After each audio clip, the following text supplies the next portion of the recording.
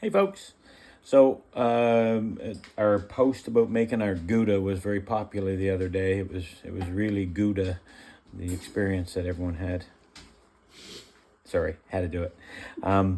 Anyways, we're going to try making mozzarella today, but one part I thought I might show you, it's been a long time since we showed you, but we use Kefir. And I don't even know if I'm saying it right or not, but that's how I always say it, and Jill always says it. So this is Kefir or kefir, which is something that you can actually get in the grocery stores. I know many people use it's a probiotic, but we use it as an actual starter culture for making cheeses.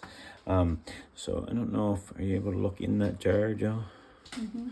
So you can kind of see how chunky it is, and this is the weird. Looks delicious. This is the weird part about this, and this is what throws everyone off, is that this is kept on the counter, warm. And what this was is there's little grains, which I'm about to show you, and we add our milk to it. And then that milk turns into this. So all we do is we pour it through a strainer, and we reuse the jar. So that jar can be reused. And we don't clean it. We don't clean it because it needs to have a little of the previous day's culture in there. And what you're going to kind of see come out of this. So this is probably, I got someone that spoke for this today, but this is probably going to be, hopefully I'm not giving you any sort of a seizure by looking at that. These are the Kefir grains.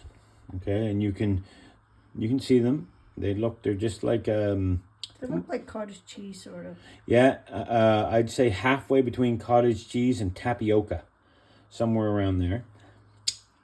So these are what actually does the, I don't know, culturing is the word, but that does the, whatever it is. Percolating of it.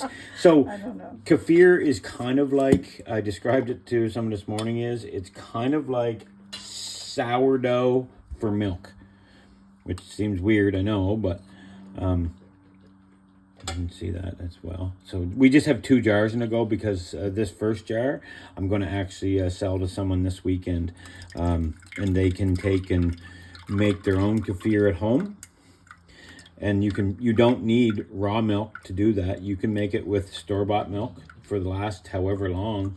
Joe and I have been using store-bought milk to do it. It's only in the last few days since we've had any cows in milk that we started using our own milk.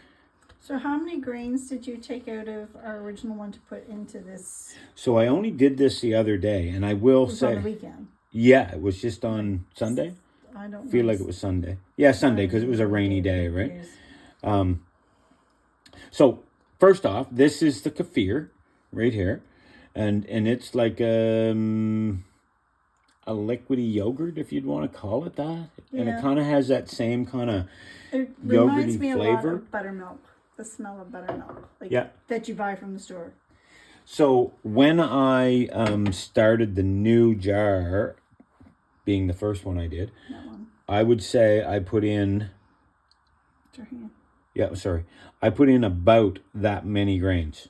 So it's not very many, but it's still not very many, but they've like quadrupled in size? Yeah, well... Or a few of them did. And I think, I totally don't have this understood yet, but I think when the little grains have a lot more opportunity to work, instead of having all the competition from like all of these grains, it seems like they'll grow themselves quicker in that circumstance. Because these grains that are in this jar, they were just that, like what I said was up in this corner, literally a couple of days ago. And these just grew like crazy. So I think it's kind of nuanced, and I don't pretend to know the whole deal of it. But... So the liquid that we took off the kefir itself is what we're going to use today to make mozzarella. And Jill and I usually put it in like yogurt with cottage cheese and maybe a little granola or something like that. And it's a really good probiotic. And so, yeah, we'll be able to share these grains. So if anyone else is looking, we're happy to to share them with you, and then I'm going to make another video after of making some mozzarella. See you, folks.